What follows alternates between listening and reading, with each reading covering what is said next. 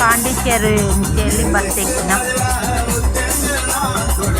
Bus ఎక్కడికి వెళ్తుందో తెలుసా? చెప్తున్నా వినండి. పాండిచ్చేరి నుంచి నాగూరు దర్గాకి వెళ్తున్నాం. ఇప్పుడు టైము 1:10 అవుతుంది. మేము పాండిచ్చేరి నుంచి వెళ్ళి 8:15కు బయలుదేరినాం. 1:10కి వచ్చినాం. వెజ్ మిల్స్ తినడానికి రెడీగా ఉన్నాం. 1:30కి దిగినాం నాగూరు దర్గా. బస్ జర్నీ 4 గంటలన్నర 5 గంటలు పట్టింది. ఫుల్ ఆకలి మీద ఉన్నాం. ఈ ఆకలి మీదనే వెజ్ భోజనం, వాళ్ళేమో స్టార్టర్ రైస్ తీసుకున్నారు. ఈ ఆకలి మీద ఏ భోజనం అయినా అనిపిస్తుంది. నాగూరు దగ్గరికి వెళ్ళాలంటే అక్కడ పోలీస్ స్టేషన్ ఉందిగా, ఆ పాండిచ్చేరి బస్సులన్నీ అక్కడ ఆగుతాయి. ఇదేంటి తెలుసా? చెప్పు పేరు చెప్పి వెళ్ళి 10 అడుగులు వెనకకి వస్తే దర్గా కనబడుతుంది. షరీఫ్ ఎంటర్ అయినాం. లోపలికి పోదాం పదా.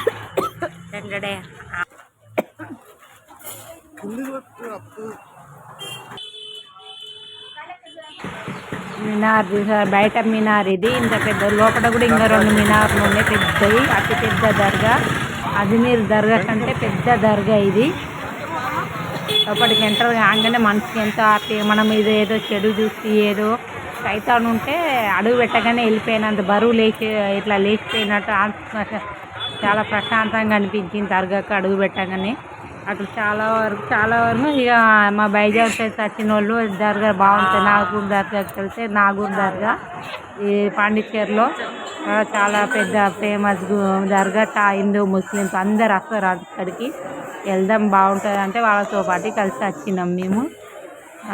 ఈ దర్గా లోపల ఎంటర్ కాగానే ఇవి షాపింగ్స్ అన్నీ షాపింగ్స్ అన్నీ డబల్ రేట్లు బయట వాటికంటే.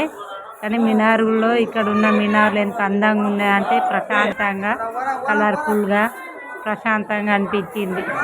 మనసులో ఉన్న బాధ కాస్త ఏమున్నా కూడా మైండ్ రిలీఫ్. అక్కడ ఉన్న అగరబత్తుల స్మెల్, స్మెల్, ఆ వాసనకి మైండ్ చాలా ఉత్సాహంగా అనిపించింది.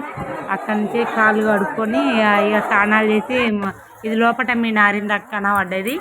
స్నానాలు చేసి ఇక దర్గాలో మనం కావాల్సినవి కొనుక్కొని పాతేయడానికి స్నానాలు చేసి పాతేయడానికి కావాల్సినవి కొనుక్కున్నాం. అవి తీసుకొని బైజాను నా కొడుకు ఇద్దరు కలిసి దర్గాలోకి ఎంటర్ అయ్యిండు. దర్గాలోకి ఎంటర్ అయ్యి అన్ని దర్గాలలో లేడీస్కి ప్రవేశం లేదన్నట్టు.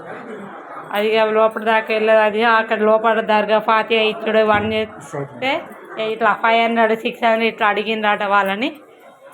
ఇక బయట మినార్ కూడా ఉర్దూ కల్మే సూరా ఉన్నా అవన్నీ వీడియో తీసుకొని కొద్దిసేపు వీడియో ఆపి నేను కూడా నమాజ్ చేసుకొని చదువుకొని బయటకు వచ్చేసింది.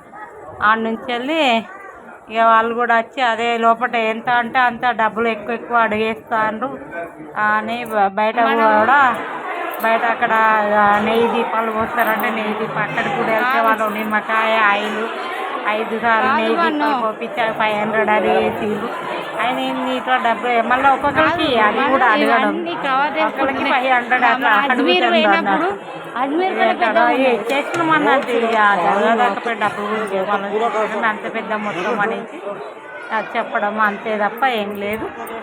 అంత హ్యాపీగా ఉంది. లోపల అది లైట్ సెట్టింగ్, లోపల తాయితులు దువాజాది వాళ్ళు ఇక ఈ దర్గాలో ఇట్లా దయ్యాలు పట్టిన వాళ్ళు ఎక్కువగా వస్తుంటారట. వాళ్ళకి దువా చదువుకుంటాయి, తాయితులు కడుతుంటే పెద్ద పెద్ద అరవడాలు అరుస్తూనే ఉన్నారు.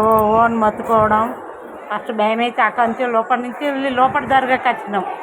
లోపల ఇంకో మినార్ ఉంది అన్నట్టు. ఆ దర్గా ఇట్లా అంటే చాలామంది అక్కడే పడుకుంటున్నారు. బయట దీన్ని రావడం, అక్కడ పడుకోవడం, నిద్ర చేసి మళ్ళీ మార్నింగ్ వెళ్ళిపోతారు కదా అందరూ.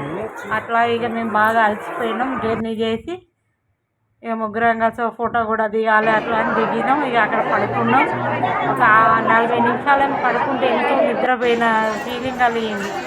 అంటే మైండ్ అంతా రిలీఫ్ అయిపోయింది. ఏదో మా మీద ఉన్న ఏదో చెడు వెళ్ళిపోయినట్టు, సైతం పోయిందంటుంది అట్లా.